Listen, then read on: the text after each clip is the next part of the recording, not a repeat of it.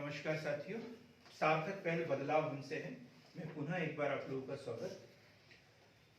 हम मध्य प्रदेश लोक सेवा आयोग मुख्य परीक्षा के प्रथम प्रश्न पत्र का प्रथम पाठ, इसके तहत हम पढ़ रहे हैं बंगाल प्रांत। इससे पहले वाले वीडियो में हमने पढ़ा प्लासी का युद्ध, अलीनगर की संधि, प्लासी के युद्ध के परिणाम। हमने देखा कि किस तरीके से बंगाल के नवाब सिराजुद्दौला के विरुद्ध जो है मीर जाफर और अंग्रेजों ने मिलकर षड्यंत्र रचा और 23 जून 1757 को हुए प्लासी के युद्ध में सिराजुद्दौला को की पराजय हुई और उसके सेनापति मीर जाफर राय दुर्लभ जगत से इन लोगों ने उसे धोखा दिया और मीर जाफर के ही पुत्र मीरन द्वारा उसकी धोखे से हत्या कर दी गई। प्लासी के युद्ध के परिणाम पढ़े हमने। तो सबसे पहला परिणाम था मीर जाफर को बंगाल का नवाब बनाया गया। तो मीर जाफर बंगाल का नवाब, दो कड़ी में ये नवाबी करेंगे। तो पहले तो है 1757 से 1760, 1757 से 1760। देखा कि नवाब ने जो है 3 करोड़ रुपए का युद्ध का हर्जाना दिया था।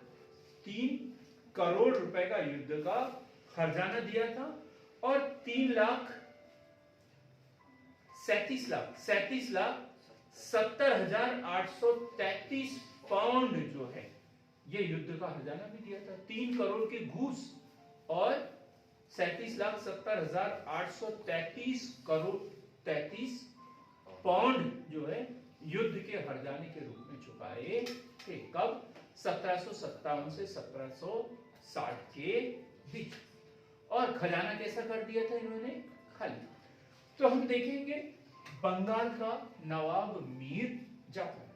हमने एक परिणाम ये भी पढ़ा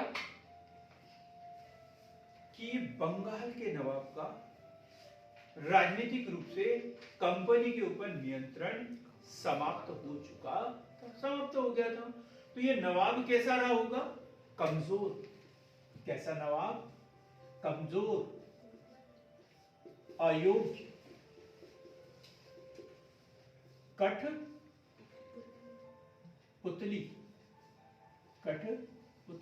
किसके हाथ की? अंग्रेजों के हाथ की कठपुतली। अदूरदर्शी व अकुशल शासक। कैसा? कमजोर, अयोग्य, कठपुतली, अदूरदर्शी व अकुशल शासक था। मुर्शिदाबाद में इसे क्या कहते थे? मुर्शिदाबाद में इसे क्या कहते थे? क्लाइव का गीदड़। क्लाइव का गीदड़ कहते थे। क्लाइव का गीदड़ कहते थे। मुर्शिदाबाद में लोग बंगाल की राजधानी क्या थी उस समय? मुर्शिदाबाद। और मुर्शिदाबाद में इसे क्या बोलते थे? क्लाइव का गीदड़। बंगाल के खजाने को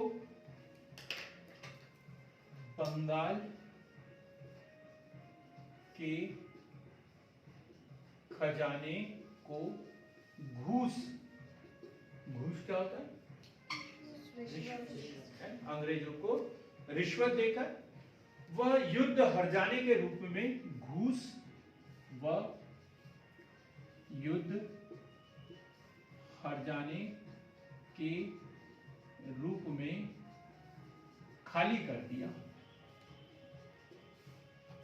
युद्ध हर्जाना देकर बंगाल का जो खजाना था उसे खाली कर दिया। समृद्ध प्रांत जो बंगाल था वो कैसा हो गया? कंगाल हो गया। महल के सोने चांदी के बर्तन बेच दिए इसने। क्या बात है! महल के सोने चांदी के बर्तन बेच दिए। महल के सोने चांदी के बर्तन इनके द्वारा बेच दिए गए। महल के सोने चांदी के बर्तन इनके द्वारा बेच दिए गए। बिहार के राम नारायण तथा दीवान दुर्लभ राय का विरोध। क्या बिहार के राम नारायण, बिहार की राम नारायण व दुर्लभ राय का विरोध, उसने विरोध किया इनका फिर कि ये नवाब जो कर रहा है वो सही नहीं कर रहा है। अंग्रेजों ने क्या किया फिर? अंग्रेजों ने क्या किया? अंग्रेजों ने divide and rule, divide and rule की पॉलिसी के तहत मुसलमानों को उच्च पदों पर नियुक्त करना शुरू कर दिया। डिवाइड एंड रूल के अंतर्गत मुसलमानों को उच्च पदों पर नियुक्त करना शुरू कर दिया, ताकि जो है ये नवाब उनकी हमेशा कठपुतली बना रहे। तो देखो क्या क्या किया इसने, कैसा शासक है। पहले ही पता चल गया था अंग्रेजों को यही हमारे काम का है। काम का कौन होता है? जो चापलूस हो, जो अदूरदर्शी हो, वही काम का होता है। तो कमजोर, अयोग्य, कठपुतली, अदूरदर्शी और अकुशल शासक। यदि दूरदर्शी होता तो अंग्रेजों की नीति को पहचान जाता कि ये कैसा काम करते हैं और मेरा समर्थन क्यों कर रहे हैं, वो पहचान जाता। मुर्शिदाबाद में इसे क्लाइव का गिधड़ कहते थे। बंगाल के खजाने को घूस, कितनी? 3 करोड़ की घूस दी थी उसने। और युद्ध का हर्जाना कितना? 37,70,833 पाउंड का उसने जो है युद्ध का हर्जाना दिया था। बंगाल का खजाना खाली। महल के सोने चांदी के बर्तन बेच दिए। अब देने के लिए कुछ नहीं है तो सोने चांदी के बर्तन भी उसने बेच दिए। ये सब कर रहा था तो बंगाल का रामनारायण और राय दुर्लभ, बिहार का, ये क्या कर रहे थे? उसका विरोध कर रहे थे। अंग्रेजों ने क्या किया? चलो बढ़िया है, कौन विरोध कर रहा है? रामनारायण राय दुर्लभ, बढ़िया है, तुम विरोध करते रहो। और कि भाई बंगाल में 2 लोगों की सत्ता हो जाए, हिंदू और मुस्लिम अलग अलग लोग हो जाए। तो उसने क्या किया? डिवाइड एंड रूल, और उच्च पदों पर मुस्लिमों को नियुक्त करना शुरू कर दिया। क्यों?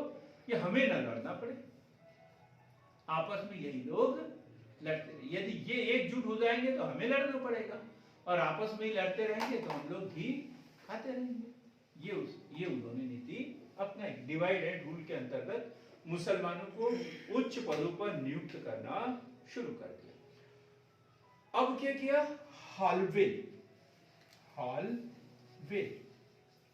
अब इनको समझ में आया कि नवाब तो बेकार है, अब इसके पास कुछ भी नहीं, पूरा खून हमने इसका चूस लिया। अब ये थोड़े योग्य व्यक्ति को यहाँ पे लाना पड़ेगा ताकि वो धन कहीं से कमा कर लाए और फिर हम उसे लूटे। अब इसके पास कुछ है ही नहीं तो इसका होना और नहीं होना क्या है? बराबर है। लेकिन कैसे हटा देंगे? चलो भाई अब तुम हमारे काम के नहीं रहे, तुम्हें हटा देते, ऐसा बोलेंगे क्या? नहीं, कोई ना कोई तो आरोप लगाना पड़ेगा, क्योंकि ईश्वर भी किसी को उठाता है तो हार्ट अटैक, एक्सीडेंट, ऐसे कोई ना कोई घटना लेके आता है ना, बिना कुछ करे तो नहीं जाता कोई भी। तो ऐसे कोई घटना लेके आए वो। और कौन सा? हॉलवेल ने मीर जाफर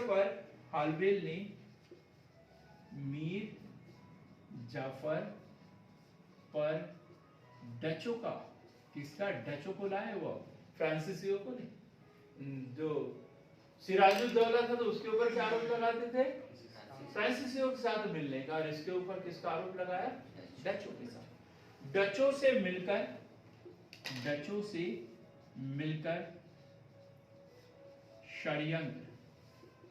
षड्यंत्र रचने का आरोप लगाकर, आरोप लगाकर जुलाई को छोड़ दो, उसे हटा दिया, उसे हटा दिया, नवाब के पद से उसे हटा दिया, ठीक, नवाब के पद से हटा दिया, नवाब के पद से हटा दिया।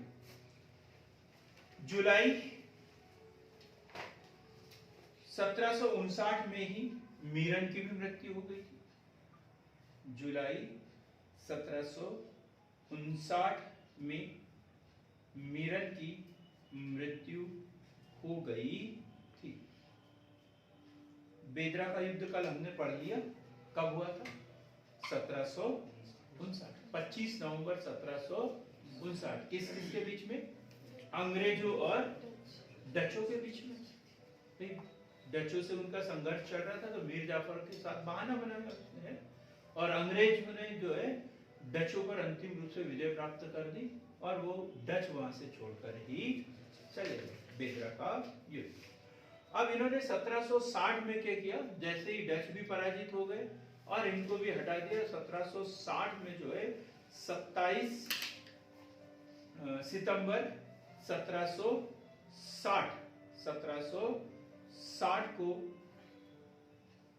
मीर जाफर को 15,000 मासिक पेंशन देकर कलकत्ता भेज दिया। कलकत्ता भेज दिया, 15,000 मासिक पेंशन देकर कलकत्ता भेज दिया। क्लियर बात है एकदम?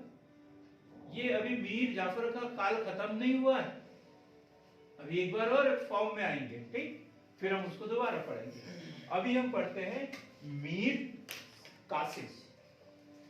मीर कासिम, मीर कासिम, मीर कासिम 27 सितंबर 1760, 27 सितंबर 1760, 27 सितंबर 1760 वेंसीटाट, वेंसीटाट पुनः अंग्रेज, वेंसीटाट से संधि कर बंगाल का नवाब बना। बंगाल का नवाब बना, वेंसीटाट से संधि कर ये बंगाल का नवाब बना। क्या किया इसने? अंग्रेज इसके विरोधी क्यों हो गए? शुरुआत में तो इसने संधि की उनसे, लेकिन इन्होंने अंग्रेजों की नीति अपनाई और धीरे धीरे सेना का पुनर्गठन और ये वो सब करना शुरू कर दिया। और अंग्रेजों से पूछता, तुम कौन, कैसे आए यहाँ पर, किससे पूछ के काम कर रहे हो, उनसे हिसाब किताब पूछना शुरू कर दिया। तो अंग्रेज क्या हो गए? इसके विरोधी हो गए। बोले इससे अच्छा तो मीर जाफर ही था, इससे अच्छा तो मीर जाफर ही था। कहाँ है? ढूंढो, मरा कि जिंदा है। तो किसी ने बताया योगेश जैसे आदमी ने, बोलते तो है नहीं पर हिसाब किताब तो बराबर चौका रखते हैं एकदम, तो बोलते नहीं। एक बार बताओ। मैंने बोला बोलो, जिंदा है। क्या बोलते हैं? जिंदा है। तो मैंने बोला लेकर आओ, तो बोलते तुम्हारा काम है, तुम ढूंढो। तो मैंने उनको कॉल किया कि आ जाओ, तुम्हारा ही नंबर लग गया है। तो वापस किसको बुलाएंगे? मीर जाफर को ही बुलाएंगे। तो देखो क्या किया इसने, मीर जाफर ने, मीर कासिम ने 29 लाख रुपए देकर, 29 लाख रुपए देकर वर्धमान, मिदनापुर तथा चिटगांव की जागीर प्राप्त की व शासन किया। कहां पे? वर्धमान, मिदनापुर, मिदनापुर, और कौन सा, चिटगांव। कितने में जागीर खरीदी इसने? 29 लाख, 29 लाख रुपए दे दिए अंग्रेजों को, और इस बदले में इसकी जागीर इन्होंने ले ली। दूसरा क्या, सिलहट। सिलहट कहां पर है ये? आसाम, आसाम। सिलहट काय के लिए प्रसिद्ध था ये? सिलहट सीमेंट उत्पादन, काय के लिए प्रसिद्ध था ये? सीमेंट उत्पादन का आधा हिस्सा 3 वर्ष तक अंग्रेजों को दे, 3 वर्ष तक अंग्रेजों को दे, 3 वर्ष तक अंग्रेजों को दे।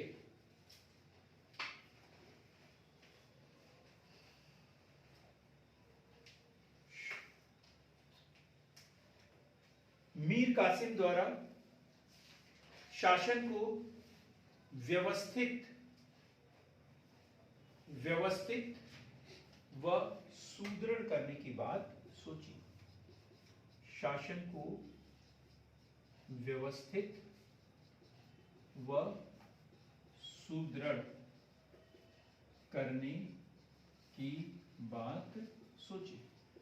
मतलब ये नहीं कि मीर जाफर जैसे अंग्रेजों का ही पेट भरना है, नहीं, उसको लगा कि मैं नवाब बना हूं तो मुझे कुछ न कुछ बंगाल के लिए करना चाहिए, ताकि उसका पहले जैसा बंगाल था वैसा बंगाल ये बन जाए। अभी बंगाल नहीं है, क्या है? कंगाल है। अभी बंगाल नहीं, अभी क्या है? कंगाल है, और उसे वास्तव में पहले जैसा बंगाल बनाना है। तो अधिक धन वालों का धन जब्त किया, अधिक धन वालों का धन जब्त किया। और जगत सेठ और ये और वो सेठ नहीं रहे, इनका धन उसने जब्त कर लिया। अधिक धन वालों का धन जब्त कर लिया। सरकारी खर्चों में कटौती, सरकारी खर्चों में कटौती, सरकारी खर्चों में कटौती, और अधिक धन वालों का धन जब्त करना। अभी भी होता है आय से अधिक संपत्ति वालों के ऊपर। सरकारी कर्मचारियों की छटनी, कर्मचारियों की छटनी। फिर राजकोष को खर्च नहीं करना है, बचाना है, तो कर्मचारी जिनका वेतन राजकोष से हो रहा है उनको कम करना पड़ेगा, तो कर्मचारियों की उसने छटनी कर दी।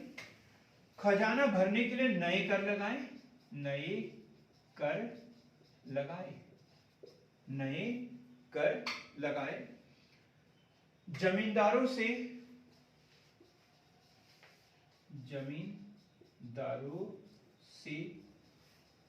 बकाया धन की वसूली। तो जमींदार लगान वसूल कर लेते थे और सरकारी खजाने में जमा ही नहीं करते थे। इन्होंने बोला पहले का भी पुराना जमा करो, नहीं तो फिर क्या करेंगे, हम जमींदारी बदल देंगे, तो जमा करना पड़ेगा। जैसे अभी आते हैं ना बिजली विभाग वाले, एक सूचना दे देते हैं कि इस तारीख को आपके आगे बिजली काट देंगे, तो लोग बाग क्या करते हैं, एक टाइम भले ही खाना नहीं खाएंगे लेकिन बिजली बिल भर देते हैं। होता है ना ऐसा। और यदि ये डर खत्म हो जाए कि हमारे आगे बिजली कटेगी, तो लोग बाग कोई बिजली का बिल ही ना दे। बिजली का बिल इसलिए देते हैं कि उनके यहाँ सुचारू रूप से बिजली चलती रहे। तो कर्मचारियों की छटनी, नए कर लगाए और जमींदारों से बकाया धन की वसूली की। यहां तक भी ठीक था, अंग्रेज खुश थे, चलो बड़ा अच्छा है, कमाऊ पूत है, हमारे लिए पैसा इकट्ठा कर रहा है, करने देते हैं और एक दिन हाथ रख देंगे और पूरा का पूरा हम छीन लेंगे, जैसे दूसरे लोगों से छीनते आए हैं। उन्हें कोई दिक्कत नहीं। फिर आपत्ति कहां होगी? ओम श्री में कहां आपत्ति होगी? आपत्ति ऐसी हुई कि उसने सेना का पुनर्गठन करना शुरू किया। तब अंग्रेजों के कान खड़े हो गए, नहीं यार, अब तो पानी सिर से निकलते जा रहा है, यदि इसने सेना खड़ी कर दी तो कल हमसे ये लड़ेगा और हमको ये हरा देगा। तो इससे अच्छा कि पानी सर के ऊपर से गुजरे, इसे हमें कंट्रोल कर देना चाहिए। तो ये जो आखिरी वाला पॉइंट है, ये अंग्रेजों के हिसाब से सही नहीं था। कौन सा? सैन्य व्यवस्था के पुनर्गठन के उद्देश्य से, सैन्य व्यवस्था के पुनर्गठन के उद्देश्य से मीर कासिम ने अपने सैनिकों में वृद्धि की, अपने सैनिकों में वृद्धि की, वह उन्हें यूरोपीय ढंग से प्रशिक्षित किया, यूरोपीय ढंग से प्रशिक्षित किया। ये अंग्रेजों को अच्छा नहीं लगा। अब मुर्शिदाबाद तो अंग्रेजों का आना जाना था, तो जैसे मुर्शिद कुरली खान ने राजधानी कहाँ ले गया था? मुर्शिदाबाद। कहां से ले गया था? ढाका से मुर्शिदाबाद लेके गया। ये कहां ले गया? मुर्शिदाबाद से मुंगेर, ताकि अंग्रेज वहां पर आसानी से न पहुंच सके। तो राजधानी मुर्शिदाबाद से मुंगेर हस्तांतरित किया, राजधानी मुर्शिदाबाद से मुंगेर हस्तांतरित किया। अब हम बात करते हैं अंग्रेजों से संघर्ष के कारण, अंग्रेजों से संघर्ष के कारण, अंग्रेजों से संघर्ष के कारण कि अंग्रेजों ने ही तो इसको बनाया था, फिर इसका विवाद क्यों हुआ, अंग्रेज इसके पीछे क्यों पड़े? तो जैसे वो जो दस्तक एक व्यापारिक फरमान होता था, जो फर्रुख सियर द्वारा इन्हें 1717 में दिया था, और ये लोग क्या करते थे? उसका दुरुपयोग करते थे। सिराजुद्दौला ने भी इसका विरोध किया था, और अब कौन विरोध करेगा? मीर कासिम। ठीक है, तो पहला कारण तो यही था, अंग्रेजों द्वारा व्यापारिक फरमान का दुरुपयोग किया गया। अंग्रेजों द्वारा व्यापारिक फरमान, क्या नाम है व्यापारिक फरमान का? दस्तक। क्या है? दस्तक का दुरुपयोग करने पर भारतीय व्यापारियों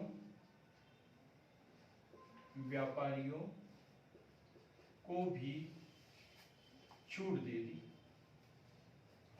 चलो, ऐसे नहीं मान रहे क्या? तो बोले हम तुमको मना नहीं कर रहे। उसने क्या किया? भारतीय व्यापारियों को भी छूट दे दी।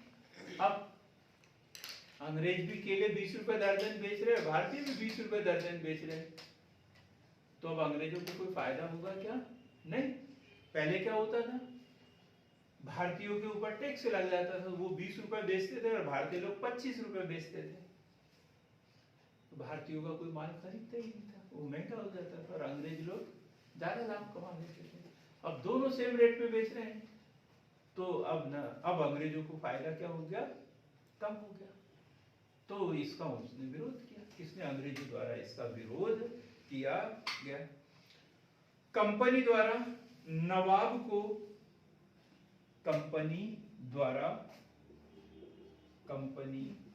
द्वारा नवाब को इस आदेश को वापस लेने के लिए कहा गया, वापस लेने के लिए कहा गया, लेकिन नवाब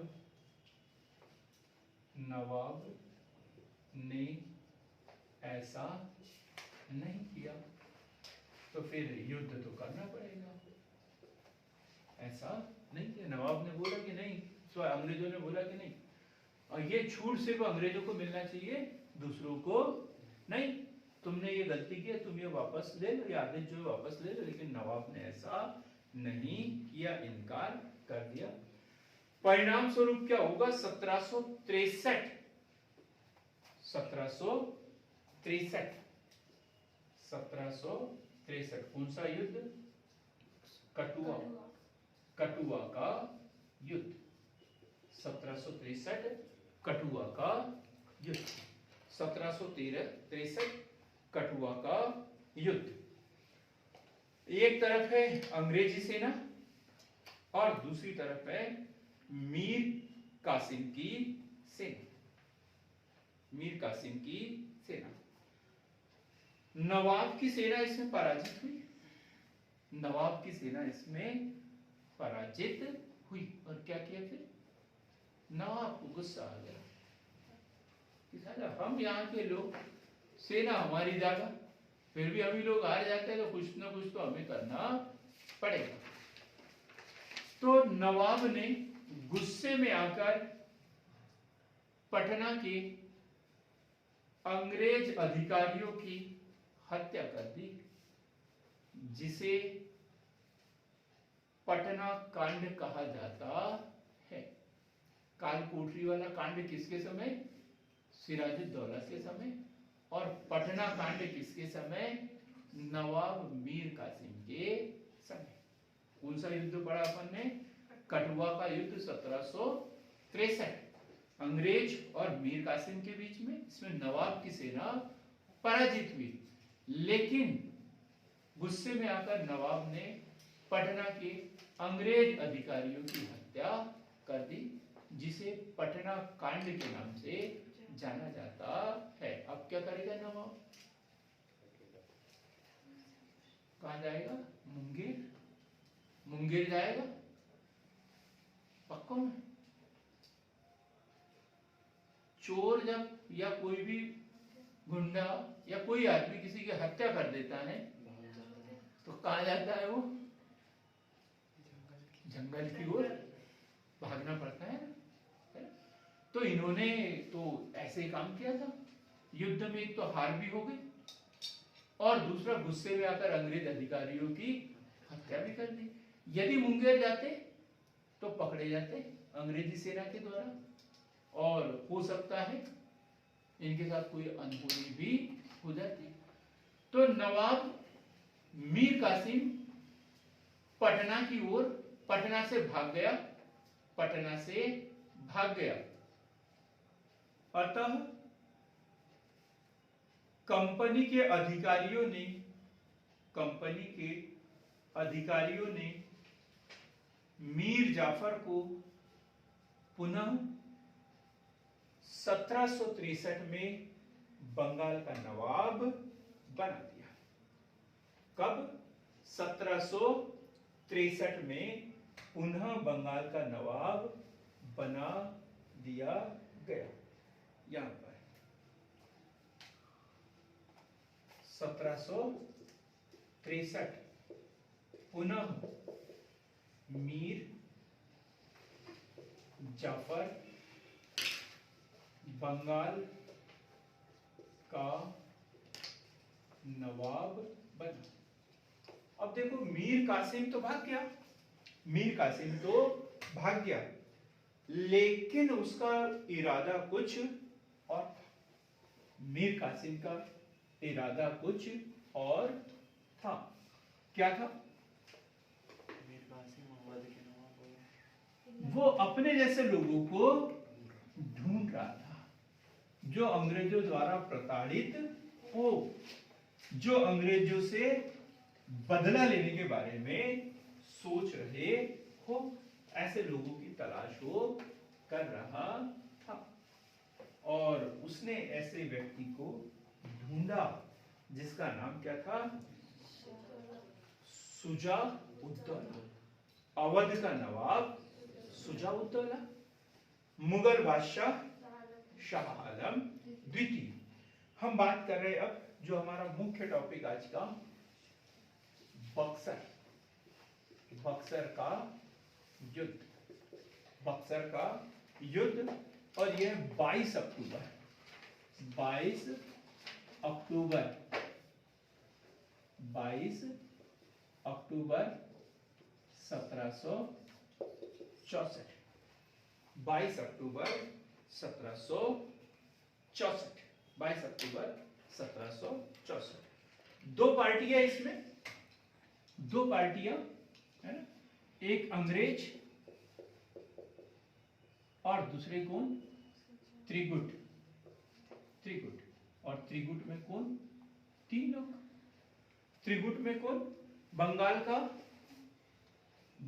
का कौन बंगाल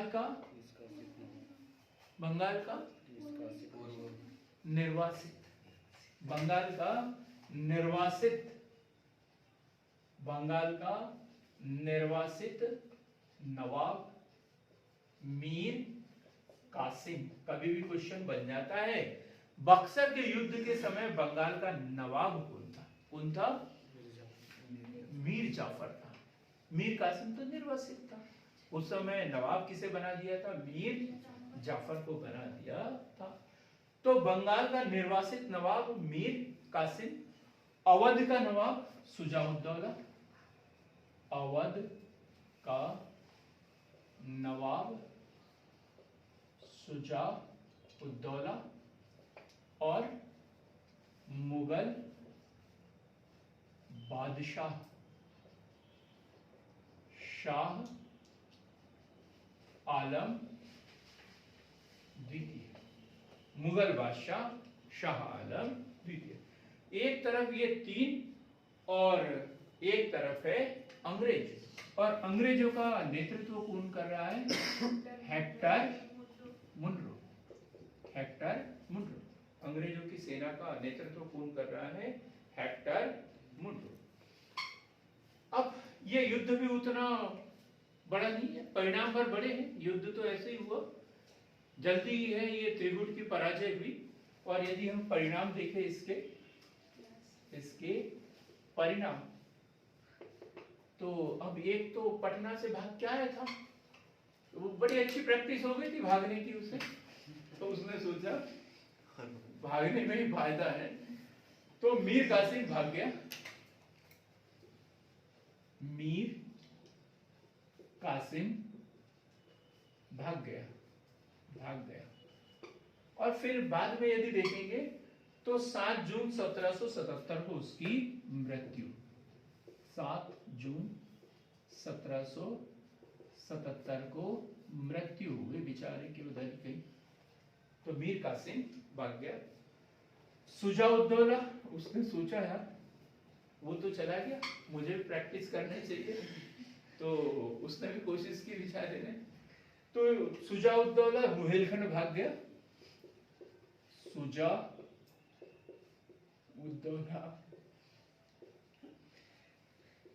रुहेलखंड भाग गया सुजाउद्दौला रुहेलखंड भाग गया। लेकिन कोई बात नहीं बोले तुम कहां तक जा सकते हो हमें पता है हम आ जाएंगे तुम्हारे पास में या तुम्हें वहां से बुला लेंगे। तो सुजाउद्दौला रुहेलखंड भाग गया। अब बचा शाह आलम द्वितीय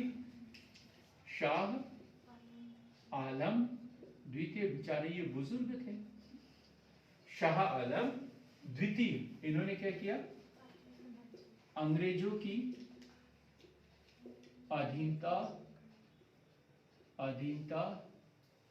स्वीकार कर ली। अब एक व्यक्ति से पूछा सर रवि सर आपसे पूछना कि जंगल में आप अकेले हो निहत्ते हो और सामने शेर आ जाए तो आप क्या करोगे? बचने के लिए तो करेंगे कुछ तो करेंगे। क्या करेंगे? पहले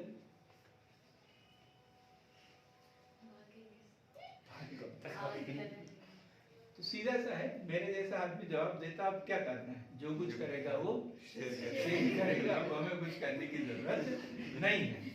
तो इन्होंने भी यही किया शाह आलम द्वितीय जी ने बोला कि ठीक है आपको जो करना है वो कर लो अंग्रेजों की अधीनता स्वीकार कर लो। तो शाह आलम द्वितीय ने अंग्रेजों की अधीनता स्वीकार कर ली। अब जब अधीनता स्वीकार कर ली तो फिर इलाहाबाद की संधि, क्या है, इलाहाबाद की संधि। हमने दो संधि बताई थी, इलाहाबाद की दो संधि होगी। तो पहली संधि जो हुई है 12 अगस्त 1765, पहली संधि इलाहाबाद की संधि। तो हम पहली संधि लिख लेते हैं, पहली संधि कब, 12 अगस्त 1765।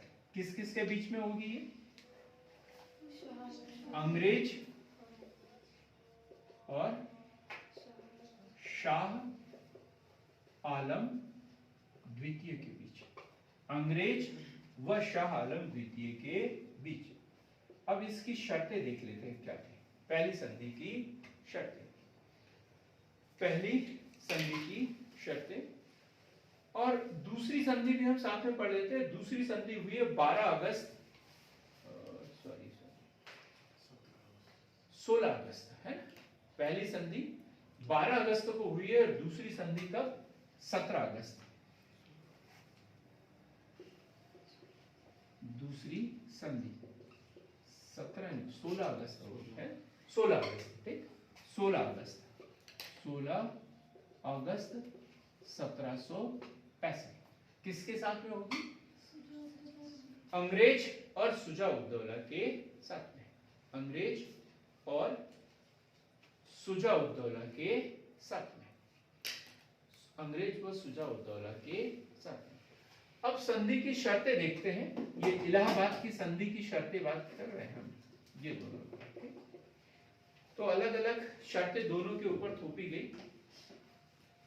तो अवध के नवाब शुजा-उद-दौला से, लिख लेंगे ऐसे ही, इसे बोर्ड पे नहीं लिख रहा हूं ऐसे, अवध के नवाब शुजा-उद-दौला से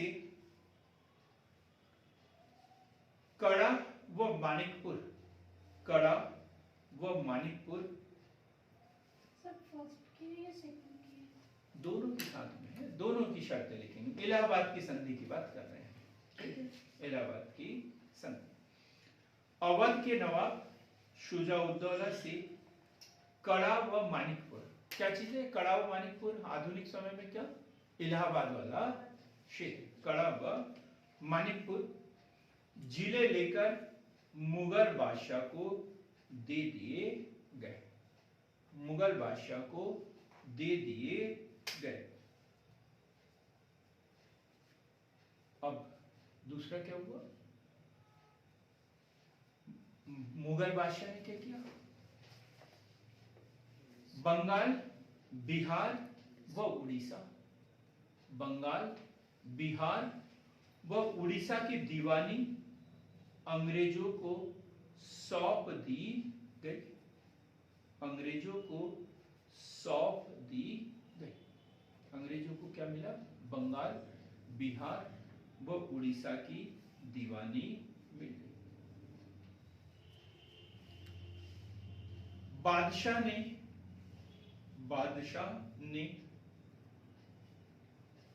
फरमान जारी कर मीर जाफर के पुत्र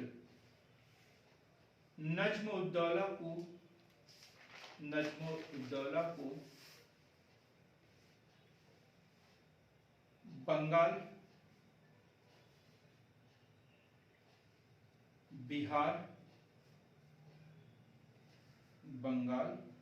बिहार व उड़ीसा का नवाब स्वीकृत किया। और क्या किया, अगला पॉइंट, मुगल बादशाह को